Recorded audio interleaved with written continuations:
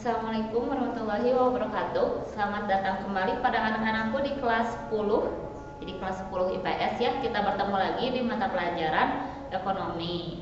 Nah, kita akan melanjutkan video bab 2. Jadi ini masih ada di bab 2. Kalau kalian sudah menonton video Ibu yang sebelumnya tentang bab 2, itu kan membahas tentang masalah ekonomi. Sekarang kita akan mempelajari materi yang berikutnya, itu mengenai sistem ekonomi. Di sini kan udah ada tulisannya ya, sistem ekonomi. Nah, sebelum kita masuk ke sistem ekonomi, biar gak lupa kita ulang sedikit dari video yang sebelumnya, yaitu mengenai masalah ekonomi. Nah, jika kalian masih ingat, masalah ekonomi itu kan ada masalah ekonomi klasik dan masalah ekonomi modern. Tetapi inti dari masalah ekonomi itu sama. Bagaimana caranya untuk menghasilkan produk tersebut gitu. Jadi barang apa yang akan diproduksi, bagaimana cara memproduksinya, terus bagaimana cara mendistribusikannya gitu. Jadi itu adalah inti dari masalah ekonomi. Nah, terus bagaimana cara menyelesaikannya masalah ekonomi itu dengan cara sistem ekonomi. Apa itu sistem ekonomi? Sistem ekonomi adalah tata cara atau aturan yang harus dilakukan gitu, yang harus dilakukan oleh sebuah negara agar dapat menyelesaikan masalah ekonomi yang tadi ya. Jadi barang apa yang akan diproduksi, bagaimana cara memproduksinya gitu, bagaimana cara mendistribusikannya, seperti itu. Nah, di sini sistem ekonomi itu secara garis besar atau secara umum itu ada 4 jenis ya. Ada 4 jenis. Yang pertama itu adalah sistem ekonomi tradisional. Kita akan membahas tentang sistem ekonomi tradisional. Apa itu sistem ekonomi tradisional? Tadi kan Ibu sudah bilang bahwa sistem ekonomi itu adalah tata cara atau aturan-aturan gitu yang harus dilakukan agar masalah ekonomi itu dapat terselesaikan atau tercapai. Nah, kalau ekonomi tradisional berarti di sini sistem ekonominya atau tata cara yang dilakukan untuk memproduksi produk dan mendistribusikannya itu masih sederhana gitu. Hanya bergantung pada apa yang ada di lingkungan sekitarnya. Itu sistem ekonomi tradisional. Intinya itu masih sangat sederhana, entah dari segi alat, entah dari segi produk yang dihasilkan dan dibutuhkan oleh masyarakat tersebut. Nah, ciri-ciri dari sistem ekonomi tradisional di sini ada 5. Yang pertama, teknik produksinya dipelajari secara turun-temurun. Maksudnya itu hanya ada di daerah tersebut saja, atau hanya ada di daerah suku tersebut saja atau ras tersebut saja gitu. Jadi tidak ada di daerah lain dan diajarkan secara turun-temurun. Misalkan seperti ini, cara menenun kain gitu menjadi kain tenun hanya ada di daerah tertentu saja gitu. Jadi itu yang disebut dengan teknik produksi dipelajari secara turun-temurun. Jadi kalau kita dari daerah Bandung misalkan pengen tahu cara menenun yang baik kayak gimana misalkan, kita pergi ke tempat yang memang mengajarkan teknik produksi tersebut gitu. Jadi teknik produksi ini biasanya khusus ya, hanya ada di daerah tersebut. Itu ciri khas dari turun-temurun, berarti barangnya juga unik atau memiliki ciri khas. Yang kedua, hanya sedikit menggunakan modal. Kenapa hanya sedikit menggunakan modal? Ya karena barang-barang yang diproduksinya itu biasanya bahan dasarnya ada di lingkungan sekitar gitu. Misalkan kayak gini, kalau kalian orang Bandung mau bikin wayang misalkan, ya cari kayunya ya kayu yang ada di lingkungan sekitar aja. Atau mau bikin kerajinan misalkan dari bambu atau dari kayu, ya berarti kalian mencari bahannya itu yang ada di sekitar kalian, tidak mencari bahan yang sulit gitu. Itu yang disebut hanya sedikit menggunakan modal. Jadi kan kalau barangnya itu kalau bahan dasarnya itu banyak dan ada di daerah sekitar kalian, itu maka modal yang digunakannya lebih sedikit, biaya produksinya itu lebih sedikit. Terus yang ketiga, sistem barter. Maksudnya pertukarannya antar ekonomi tradisional ini masih menggunakan barter. Jadi kalau di daerah terpencil gitu ya, di daerah terpencil pakaian itu bisa ditukarkan dengan apa gitu. Misalkan ikan bisa ditukarkan dengan buah, atau ikan bisa ditukarkan dengan beras, seperti itu. Jadi masih menggunakan sistem pertukaran barter. Jadi tidak terlalu terfokus kepada uang ya, tidak terlalu terfokus pada uang. Terus yang berikutnya, masih terikat dengan tradisi. Jadi biasanya barang-barang yang diproduksi itu masih ada kaitannya dengan tradisi atau memang dibutuhkan oleh daerah tersebut gitu. Jadi bukan barang-barang random kayak di kita gitu ya. Misalkan kalian beli tempat tempat buat menyanggah handphone misalkan, atau kalian beli tripod misalkan. Apakah tripod digunakan di semua sudut wilayah di dunia ini? Ya tidak ya, pasti beda-beda gitu, keperluannya itu beda-beda gitu.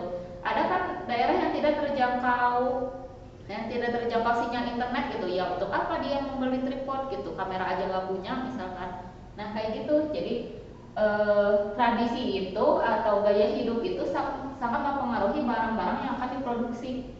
Yang berikutnya, tanah sebagai sumber. Maksudnya di sini tanah sebagai sumber kemakmuran dari sistem ekonomi tradisional, karena biasanya bahan dasar yang digunakan untuk pembuatan produk itu adalah bahan yang ditanam gitu. Jadi mereka mengambil bahan yang memang ada di lingkungan sekitar mereka gitu.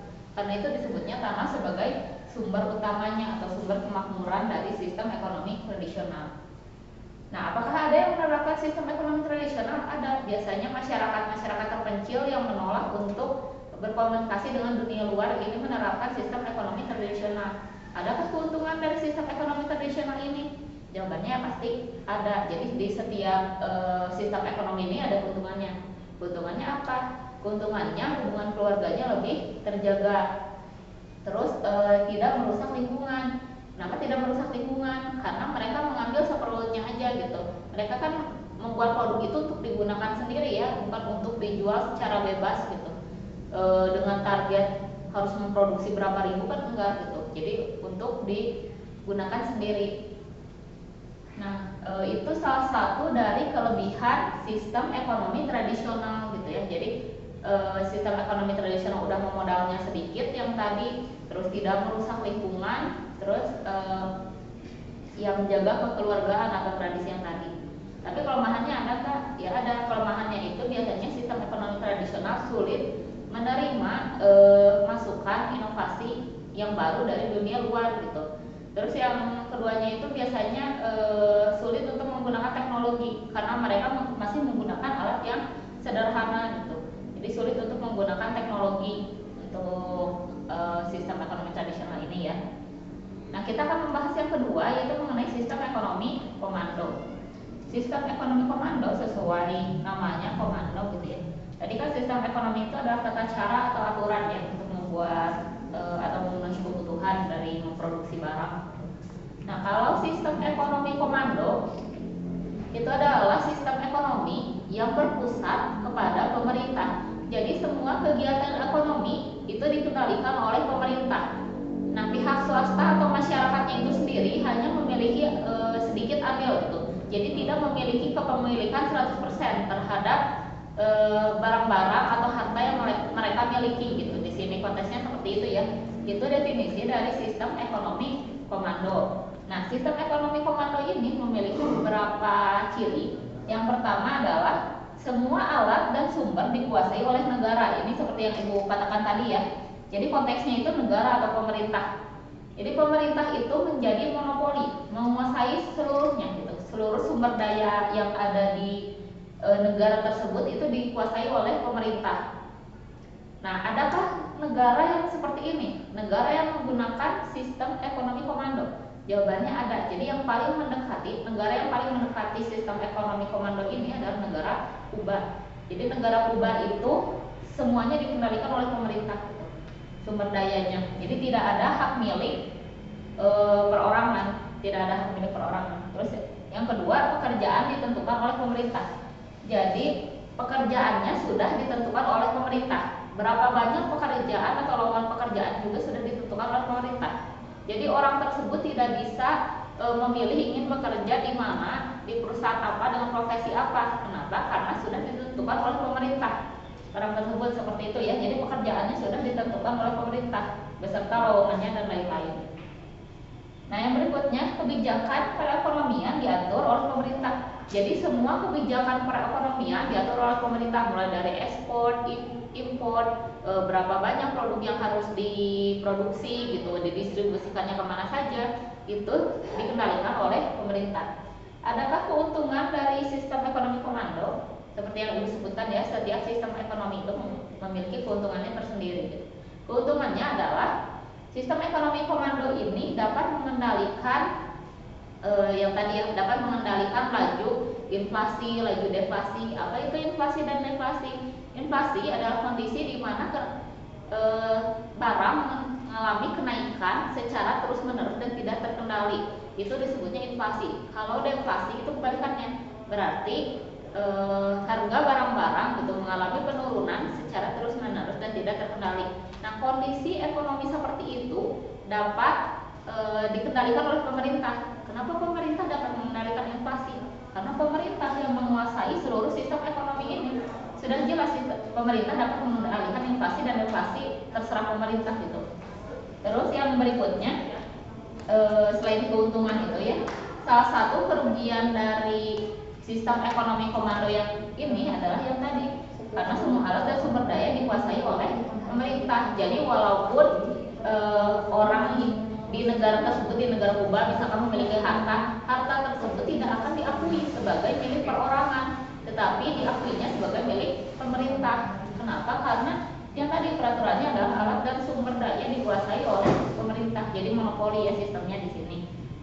Nah, itu adalah salah satu kelemahan dari ekonomi komando. Kelemahan lainnya itu adalah masyarakat tidak bisa memiliki inovasi dan kreasi gitu untuk membuat sebuah produk atau memasarkan produk tersebut. Kenapa ya? Karena mereka sudah ditentukan porsi kerjanya oleh pemerintah. Jadi tidak bisa memiliki andil yang besar pihak swasta di sini ya. Tapi keuntungannya kayak tadi, semua masyarakatnya itu cukup terjamin gitu. Jadi terjadinya pemerataan pendapatan ya karena sudah dikendalikan tadi ya.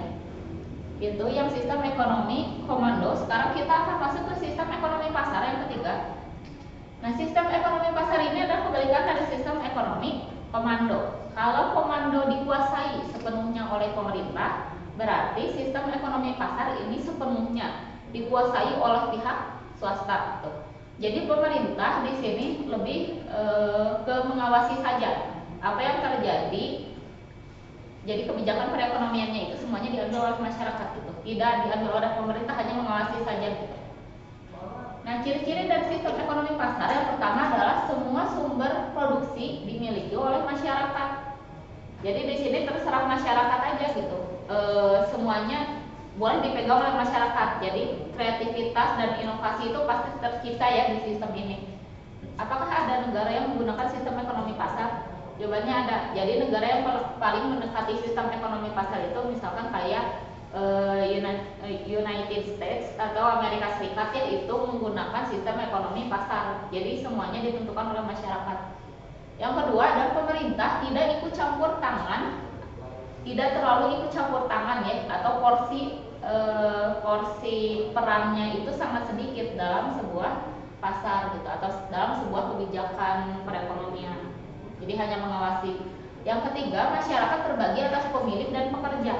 Jadi ada dua golongan masyarakat di sini, masyarakat yang memiliki usaha dan menjalankan usaha tersebut, jadi pemilik modal yang cukup tinggi, dan masyarakat yang mengambil sedikit keuntungan gitu dari pemilik modal itu, yaitu menjadi pekerjanya. Kalau ini mengambil keuntungannya banyak, pemilik ini karena modalnya tinggi.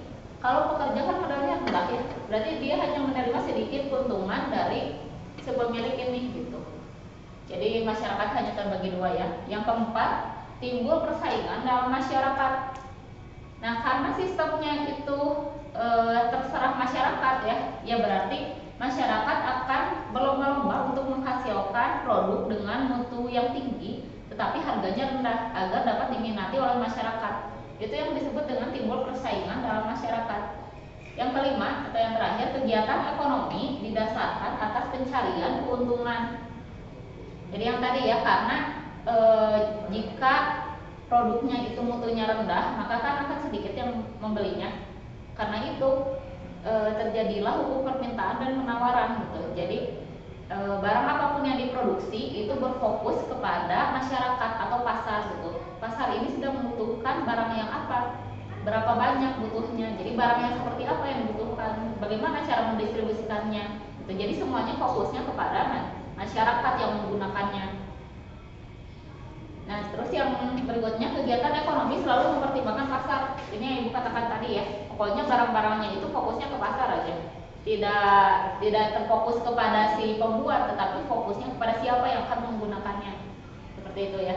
Keuntungan dari sistem ekonomi pasar ini adalah yang tadi, yang pertama, masyarakat dapat melakukan berbagai inovasi gitu untuk memproduksi barang ya.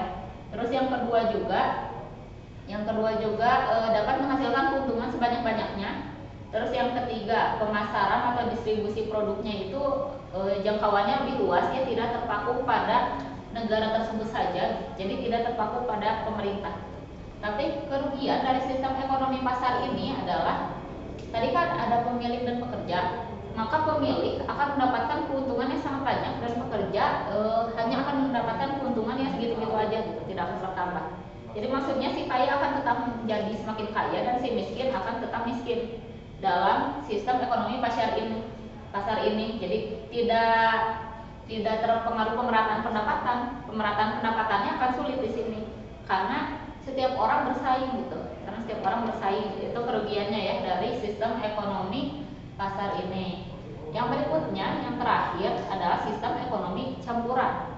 Jadi sistem ekonomi campuran ini adalah gabungan dari sistem ekonomi komando dan sistem ekonomi pasar. Berarti porsi andil antara pihak swasta dan pemerintah itu sama-sama besar di sini. Jadi tidak sepenuhnya diserahkan ke pemerintah atau tidak sepenuhnya diserahkan ke masyarakat. Ciri-ciri dari sistem ekonomi campuran, yang pertama adalah pemerintah dan swasta melakukan kegiatan perekonomian secara bersama gitu.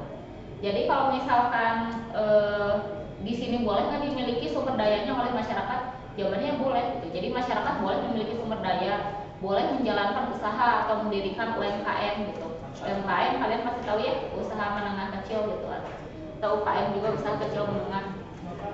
Nah, itu boleh mendirikan perusahaan-perusahaan seperti itu yang konteksnya kecil gitu. Tetapi harus mengikuti kebijakan pemerintah. Jadi harus ada perizinan dari pemerintah dan lain-lain. Yang berikutnya, tatanan ekonomi merupakan mekanisme pasar, namun masih terdapat campur tangan pemerintah. Jadi di pemerintah ini lebih banyak ke perizinan ya. Tapi apakah pemerintah mempunyai perusahaan sendiri di sistem ekonomi campuran? Jawabannya punya.